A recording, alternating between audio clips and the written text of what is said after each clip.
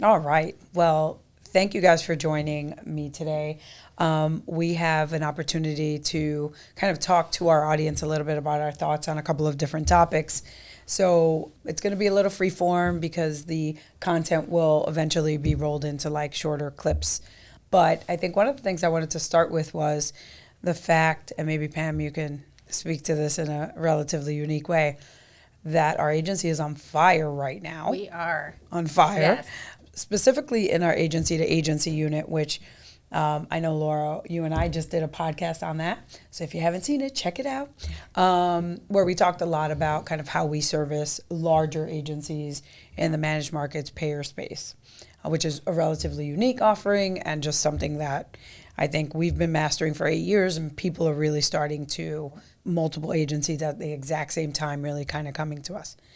But they might not know how, like an account function, like your function as the head of the client experience team here, how do you help agencies? Like, what are the calls you're getting? What's interesting about that, and what's kind of changed since, let's say, over the past year? Great. Love to talk about that. Yeah, we have been getting more and more calls from our agency clients. Business is just starting to boom now, and they are reaching out to us. So when they call, I basically am the liaison to copy and art. So they'll call me, and I can help them facilitate whatever their needs are, whether it's copy and art support or account management and project management support. They're looking for all different types of resources, and we have them here at Copy and Art, and we're happy to support them in whatever way they find best fits their needs. Yeah, I find it's interesting to be a small agency working with big agencies. I think it certainly adds value to them because where they need help, we can come in and support.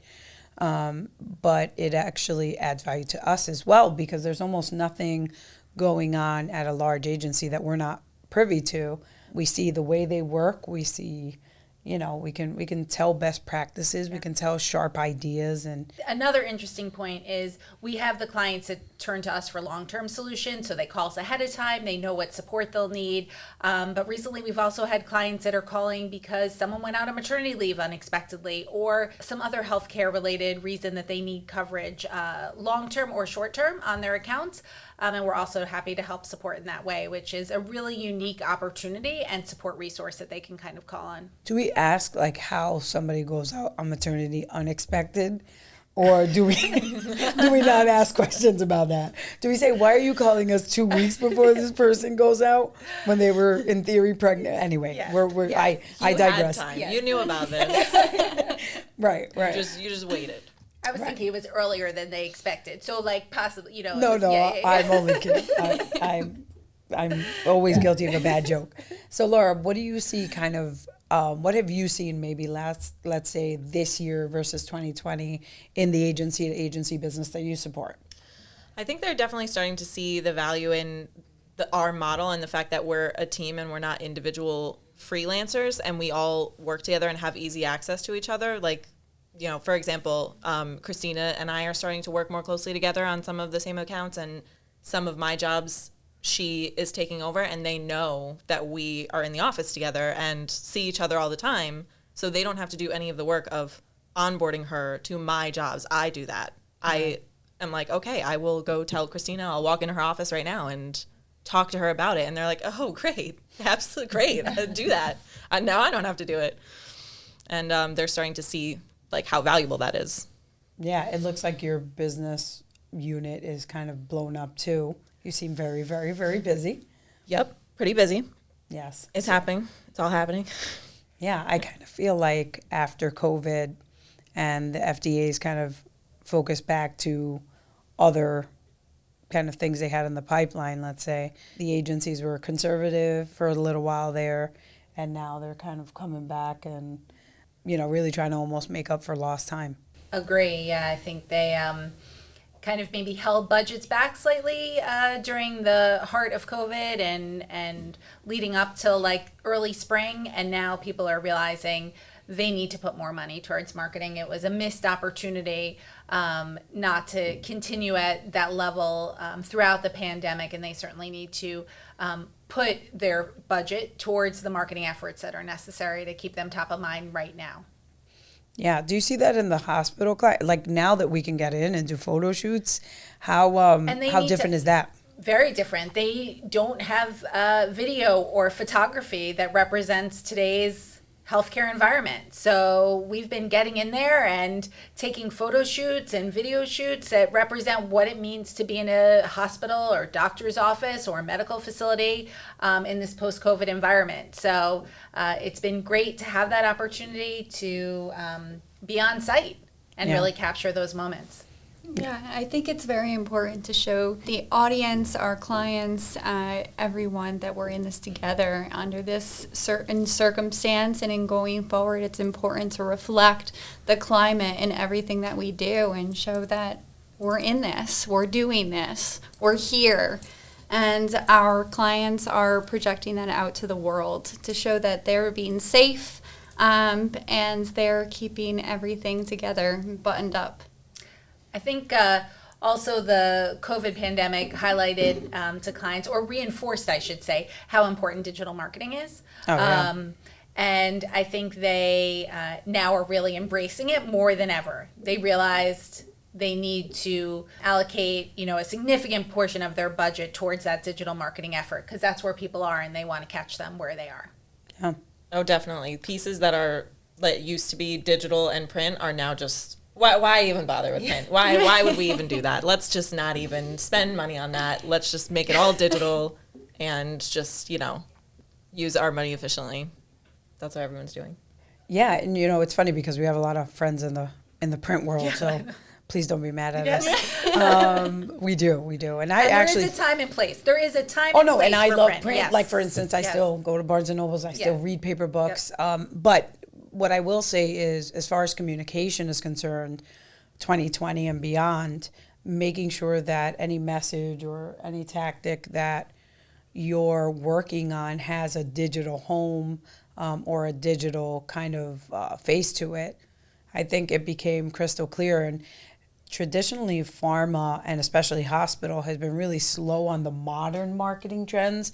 They're like really they wait till everybody's doing it. They're not as innovative from a marketing perspective. And now I think I see more innovative social engagement, a little bit more video. And that's what we're trying to kind of edge our clients toward, because I don't think there's anything second to being face to face with a person and telling them a story live. I think video is the way to go.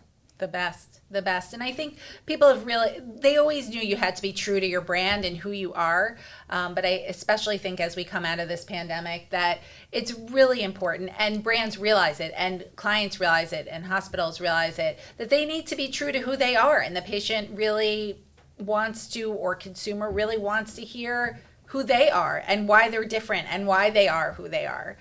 So I think that's another kind of important takeaway from the last year and a half. I agree. And then on that note, I'd like to add that specifically with the pharma world, COVID, the pandemic has brought to light our need for healthcare. And with that said, pharma companies are really highlighted in this climate. I mean, they are in the forefront. People are interested. People want to know more about these different companies and what they're bringing to the table. Innovation within the pharma world is extremely important right now, and you need to show your brand. You need to bring to light who you are, your mission, and how to get that out into the world.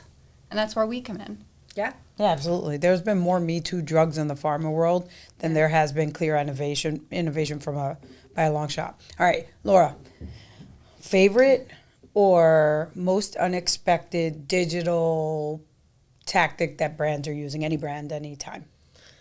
Favorite or most unexpected? Those are so different. I know. That's a curveball question. No. I don't know. Or what's interesting? You brought up one right before we got started. Did I? I think it was a Ford. Oh, the Ford thing. Oh, okay. Yeah, I was reading recently that Ford developed a technology. They patented a technology to bring billboards into your car and project them on the screen in your car. Wow. I gotta say, when I first read about it, I was like, I don't like that. I don't like it. It makes me uncomfortable. it just makes me feel very, watched, and also like I'm going to get distracted while I'm driving, which feels like not a great idea. But it is a good example of how technology and marketing intersect, and how AI is improving marketing in almost every way. And I'm not totally sure that that's going to get past like a regulatory board, but I'm interested. I'm interested in seeing what happens with that for sure.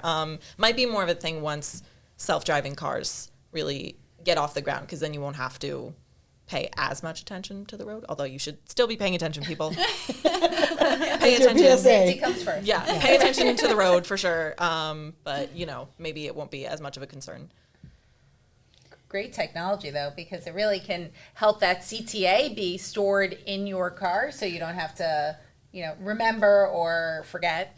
Yeah, and it's I think the point of it is not to just project the whole billboard, it's to pull the like important parts, like if there's a website or a phone number, it pulls it up on your screen, and then you can call this number right now. I know. I fully get the point of it, and I get how much more effective that can make a billboard, but I'm also like, wow, just shove it right in my face, why don't you?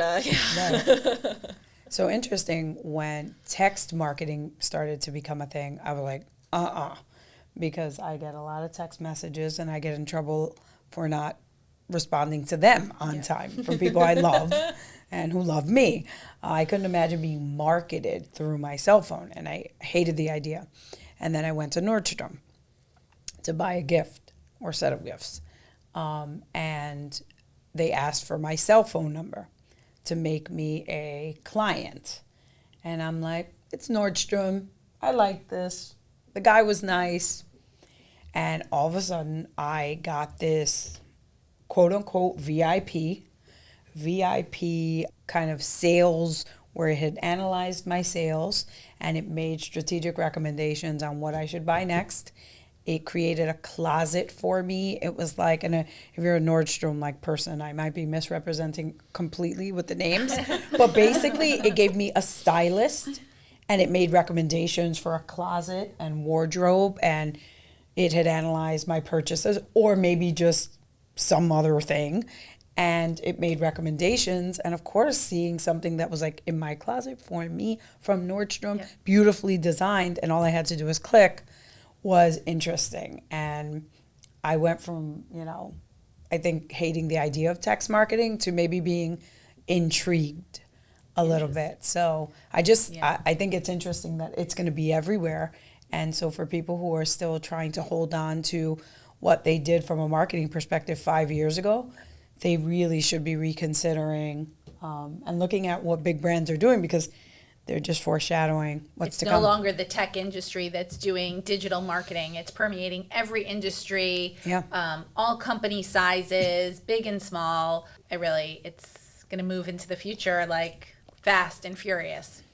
Anything to add on the digital marketing front? Anything new, interesting that you've seen? I'm just loving the Facebook Lives, or any live video on social media, because the great thing is you can see so many experts talking at any time, anywhere. So you can be in your home, you can be on a soccer field, and you can be listening to whatever topic you find interesting or want to hear more about. And I've found those personally and professionally as a really successful tool to meet your prospective target market. And if you haven't figured it out, we do sell those. And Pam is really good at selling. So that was the disclaimer that was an ad, but interesting. The reason I said that, sponsored by Copy and Art, was because what I find fascinating is more the logistical back end of that, where brands get a tremendous amount of value from a Facebook Live event. Yep. A lot of eyes, it's stored, people can watch it after the fact, but we've come to a point where it's very little logistical setup for them. Like, you would think it's like 1/25 what it takes to do a video shoot from a logistical planning perspective, and the value that they get. The thing is that it's kind of innovative and new, and like Facebook video, but what it takes for us to actually turn around a really successful Facebook Live is tiny compared to, or compared with, you know, some of the bigger video shoots we do. And they get so much bang for the buck. And you can be in 2 or 3 or 4 separate locations. So you don't even have to, all, you know, be in the All same be place. together. Yeah. Right. And then the audience loves that. If they want to catch you live and ask a question and have you answer it, they can get your attention like live. You know, the brands like it because they can get their messaging out there, their subject matter experts out there, or their docs in case of our hospital clients with whatever key service line they're heading up.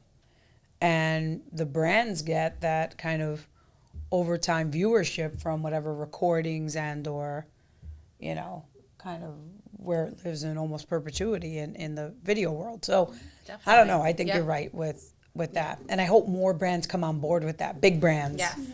It's an easy solution with an immediate or almost immediate return on investment. It Yes. really is Yeah. Oh, no, just for so sure. beneficial for every company to think of and to pursue and to do.